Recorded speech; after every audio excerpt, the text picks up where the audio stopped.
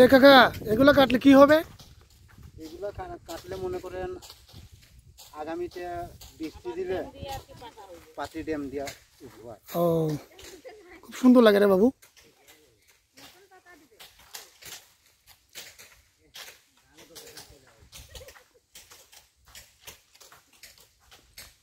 সুমন ভাই এখানে বাড়ি ঘর বানাবার ব্যবস্থা করেন, কি দৃশ্য রে ভাই, ওয়ান্ডারফুল।